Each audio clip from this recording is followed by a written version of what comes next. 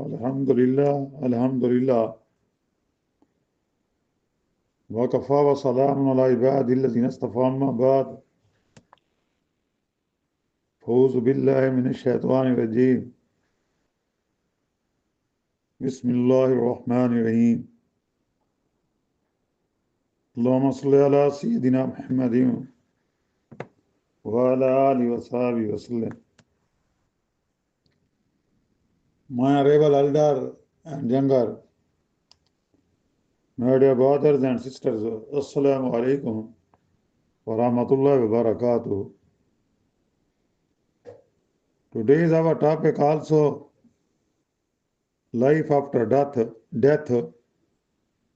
In this regard, part 2 will be described now. It has been described many times in the Holy Quran that the disbelievers have no sound basis for their denial of life after death. It is based on pure conjecture. They say there is nothing but our present life. We die and we live, and nothing but time destroys us. Of that they have no knowledge. They merely conjecture, and when our revelations are recited to them, their only argument is that, say, bring us our fathers if you speak truly. Surah number 45, verses number 24 and 25. Surely,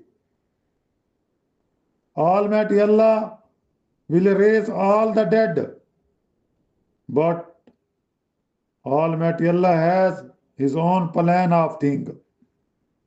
A day will come when the whole universe will be destroyed, and then again the dead will be resurrected to stand before Almighty Allah. That day will be the beginning of the life that will never end. And that day every person will be rewarded by Almighty Allah according to his or her good or evil deed. My dear brothers and sisters, this explanation that the Quran gives about the necessity of life after death is what moral consciousness of men demand. Actually, if there is no life after death, the very belief in Almighty Allah becomes irrelevant. Or even if one believes in Almighty Allah, that would be an unjust and indifferent Almighty Allah, having once created man, not concerned with his fate. Surely Almighty Allah is just.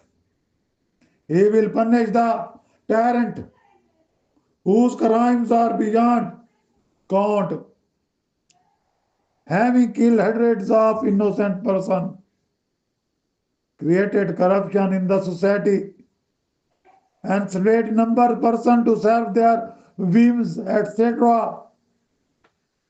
Men having a very short span of life in this world, and this physical world too being not eternal, punishment or reward equal to the evil or noble deeds of person are not possible here. The Quran very emphatically states that the day of judgment must come and Almighty Allah will decide about the fate of each soul according to his or her record of deeds. Those who disbelieve say the hour will never come into us. Say nay, by Lord, but it is coming unto you surely. He is the knower of the unseen. Not an atom's weight or less than that or greater escapes him in the heaven or in the earth. But it is in a clear record. He may reward those who believe and do good works. For them is a pardon and rich provision. But those who strive against our revelation challenge us, there will be painful doom of wrath. Surah number 34, verse number 3 to 5. The day of resurrection will be the day when Almighty Allah attribute of justice and mercy will be in full manifestation. Almighty Allah will shower His mercy on those who suffered for His sake in the worldly life, believing that an eternal bliss was awaiting them. But those who abused the bounties of Almighty Allah, carry nothing for the life to come, will be in the most miserable state. Drawing a comparison between them, the Quran says,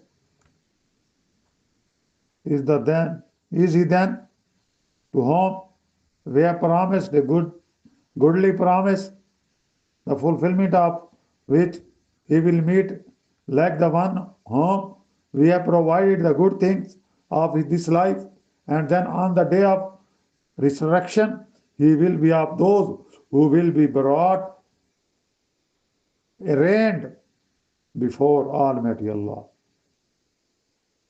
My dear brother and sister, in this regard, part 3 will be described on the other day. Wa khudawana anil hamdulillahi rabbil alameen.